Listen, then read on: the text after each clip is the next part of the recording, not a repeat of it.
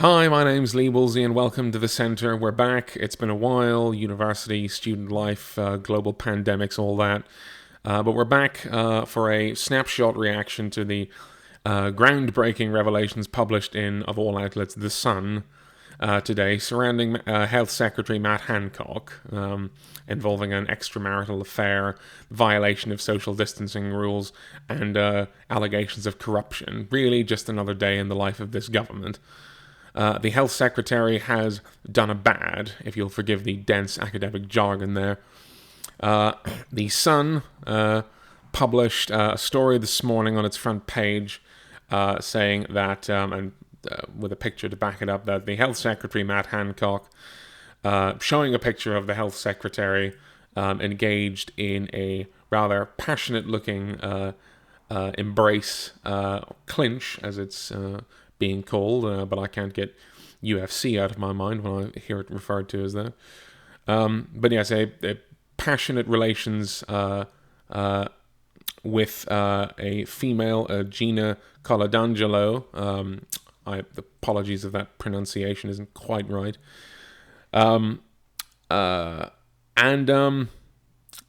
it's all getting real, or at least it was until number 10 came out and threw some water on it. So essentially what has happened is the Health Secretary, the one who's been telling us to stay in our homes and follow the lockdown protocols and obey social distancing guidelines and wear a mask and keep 6 feet apart and all those rules and regulations that you and I and the people watching, any other people watching this video, have been so happily and merrily following for the last 15 months of our lives. That guy, the guy making the regulations, the guy in charge of championing them and advocating them, the Health Secretary of Her Majesty's United Kingdom of Great Britain and Northern Ireland, has been caught, perhaps not in flagrante, but caught certainly red-handed, passionately kissing another woman. Now, we'll set aside for the moment that Matt Hancock is married and Gina Coladangelo is married. We'll park those things for a moment. That alone would be a story in itself, but we've got bigger fish to fry, because not only has the Health Secretary violated the social distancing measures that he himself was responsible for putting in place, but he's done it with a woman who he has been friends with since they were at Oxford together, and who last September was made a non-executive director of the Department of Health last September. Their prior relationship was undisclosed at that point, or at least that seems to be the case. That was what the Times reported. That the Health Secretary failed to declare his friendship with Miss Coladangelo. It's also the case that Gina Coladangelo has a brother who works at a firm which has been the recipient of a number of NHS contracts over the last year. So, I mean, there's all sorts of conflict of interest. Apologies. There's all sorts of conflict of interest issues with this story. There is the flagrant hypocrisy and, by extension, the unashamed disrespect of not just those who have died of COVID and those families who have lost loved ones to COVID, but those of us, the majority of the country, who have bent over backwards and turned our lives upside down to try and protect the most vulnerable from being affected by the virus. The right thing to do. You'll not hear any kind of lockdown phobia on this channel. It is awful. It is interminable. It's a terrible situation to go through. I've gone through it. You've gone through it. We all hate it. Excuse me. No one is saying that lockdown is good. It's just the least bad option. That is the position of the centre. So those sacrifices did have to be made, in my view. But it's difficult to argue that when the person telling you that you need to make those sacrifices is unwilling to make them himself. And unfortunately, it is not the first time that this has been done by a high-ranking, a well-known member of the public. It's not even the first time it's been done by a member of this government. Dominic Cummings's 200-mile, whatever it was, odyssey still is very fresh in my mind, and I'm sure in many of yours. Boris Johnson, the Prime Minister, came out today and said that he has accepted Matt Hancock's apology. I don't know if the rest of the country has, but he has accepted Matt Hancock's apology and considers the matter closed. Well, again, I'm not entirely sure the country does, and I'm absolutely sure that Parliament won't. The Labour Party and the Liberal Democrats have already come out today, both calling on Matt Hancock to resign.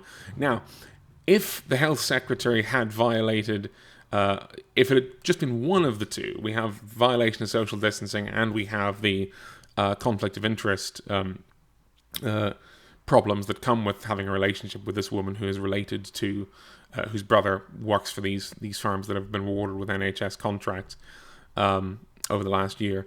Either one of the two would be a sackable, would merit resignation from the Health Secretary. Both together, at this point, if we lived in a different reality with a completely different Prime Minister, it wouldn't be a question of resigning. The Prime Minister would have to sack him, I think, for the 1-2 punch of impropriety and indiscretion and hypocrisy on the part of the Health Secretary.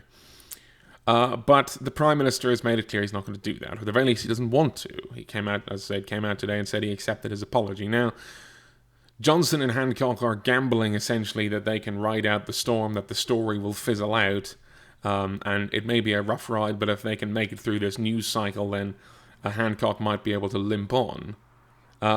Maybe that's true. We won't know. We won't know till we'll see how the story kind of goes over the coming days. I'm just getting a notification on my phone. No, it's not. I keep waiting for a notification to come through saying Matt Hancock has resigned. Not as of yet. But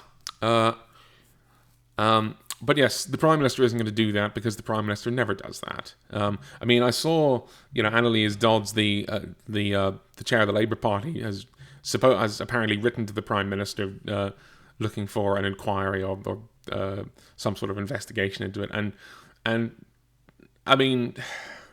sure, because the opposition party has to do that to kind of keep itself right. But what is the point? What is the point? Because even if the Prime Minister were to agree, and why would he? Because look who we're dealing with. But even if the Prime Minister were to agree, and even if there were an investigation into Matt Hancock's conduct, and even if the investigation found that Matt Hancock had breached the ministerial code, so what?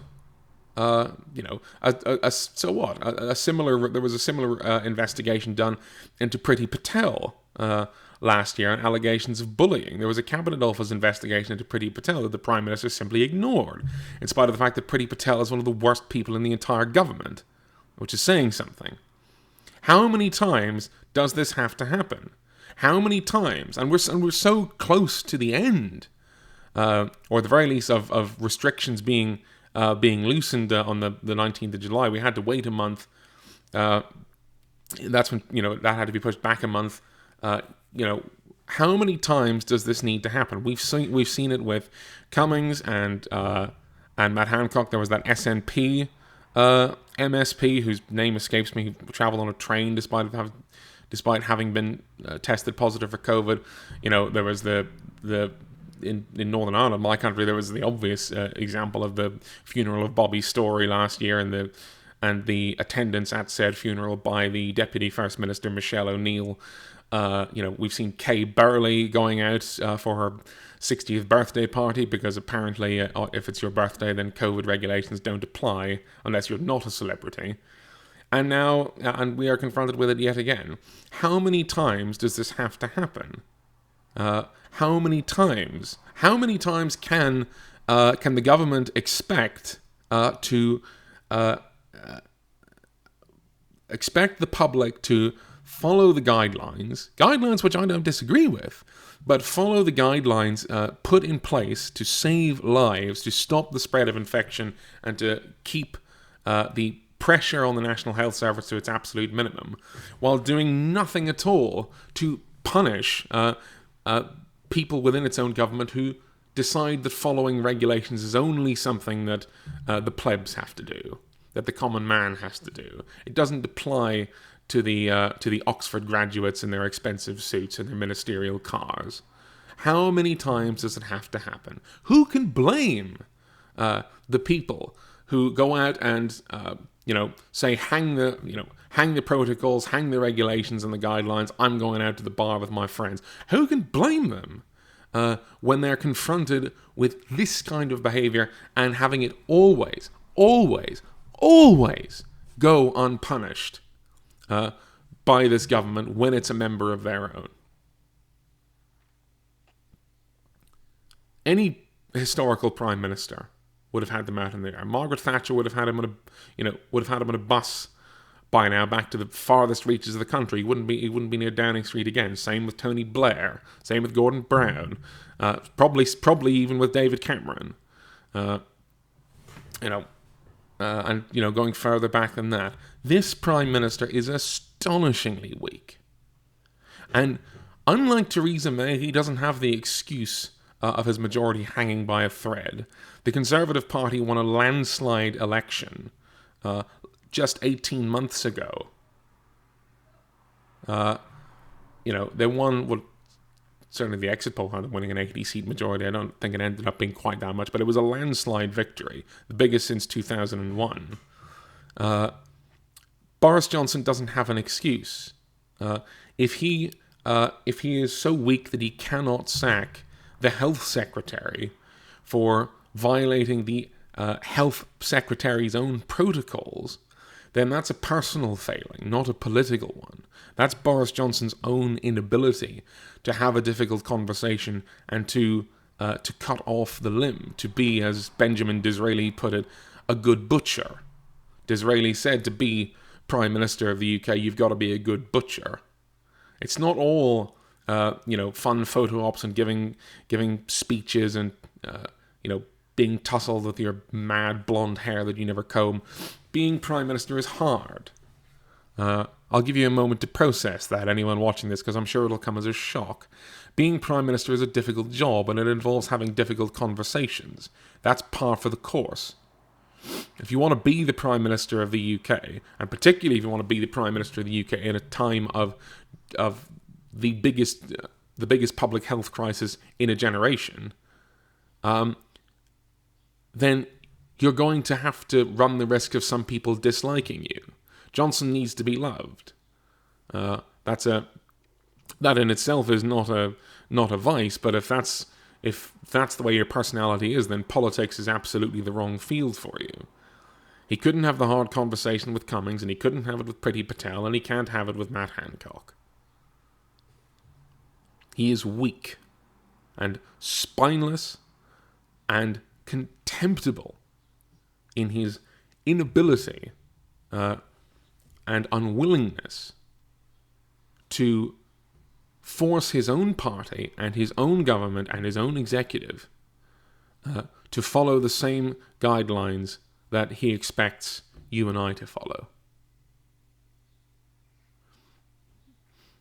It is unacceptable from the Health Secretary and from the Prime Minister. Don't let them get away with it. Raise your voice. Use it. It's the most powerful weapon you have. If you're outraged, as you should be, like I am, then let them know.